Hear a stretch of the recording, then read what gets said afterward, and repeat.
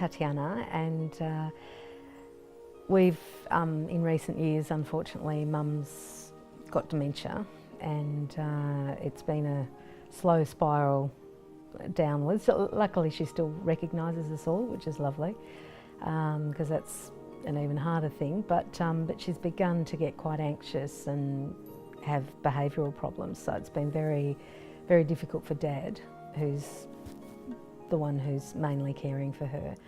And so we've been able to access little bits of respite through council, that sort of thing. And I had a lot of trouble.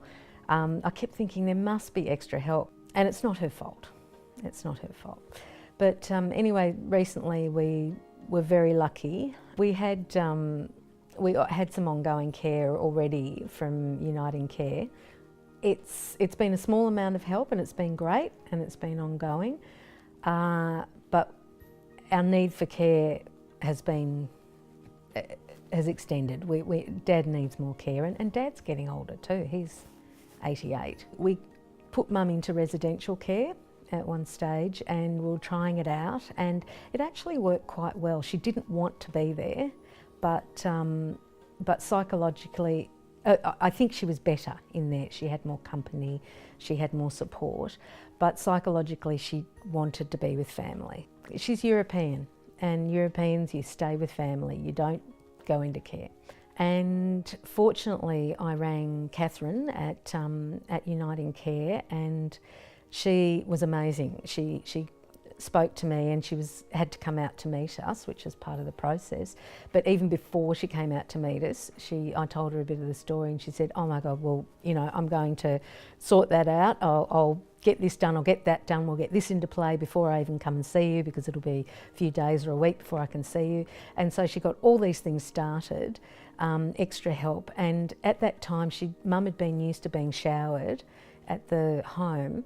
So when we brought her back and she had deteriorated, she wasn't showering properly. So, you know, she's not wiping properly in the toilet, things like that, which are, you know, embarrassing and awful, but that's the reality of dementia. And Catherine immediately said, right, we're going to get people in for showering.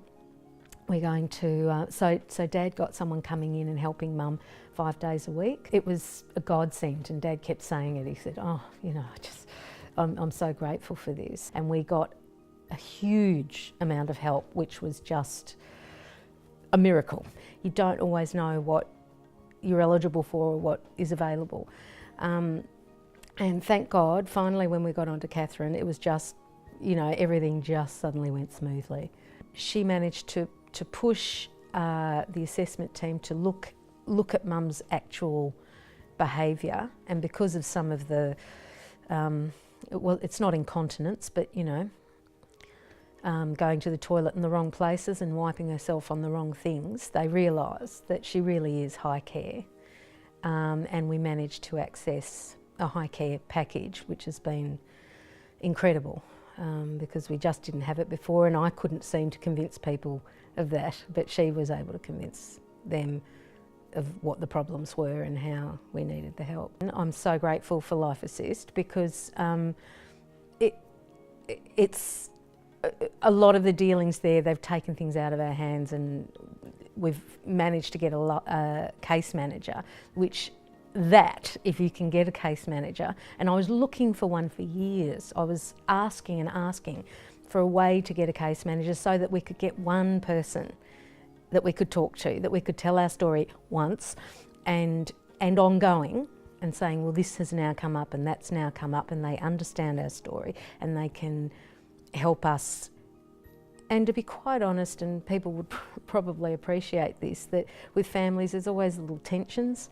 And when I was staying here for a little while just to give Dad some relief, it gave him relief on one hand, but on the other hand, there was a lot of tension, and we'd occasionally end up snapping at each other, and, you know, and Mum didn't like being bossed around by her youngest daughter. We were lucky, and still are. Mum and Dad, you know, are in their 80s, and, you know, they've had relatively good health. But, you know, and I think that's the thing, is the doctors are doing such a good job on people's bodies these days that in the end, you know, for a lot of people, their minds get them, you know. So And Mum picked it up first. You know, she kept saying, oh, I've got a memory problem, you know, I forget things. And we're going, oh, you'll be all right, you know. You forget a little bit when you get older and, you know, it's all right, you know, it's not a big deal. And she picked it up first. I mean, she's actually very perceptive. And it was only later that we started noticing that it was a little more than normal. And she's the one who picked up that she should stop driving. My understanding is people are getting older, they're getting sicker.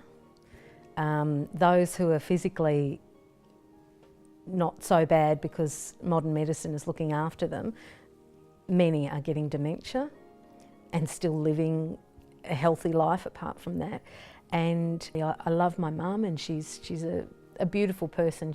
It's not her fault, but her behaviour is relentless and her need is relentless, and that is exhausting for all of us, but particularly for my dad. So yes, that's saved our lives, you know. Don't think you have to do it all on your own. I think a lot of people of my parents' generation, you know, in their 80s now, they're stoic, and that's a wonderful quality. It's an excellent quality, but I think sometimes it can go too far. And so I think for people who think, oh no, I have to do it all on my own, or I should do it all on my own, you don't. It's better for the person and it's better for you.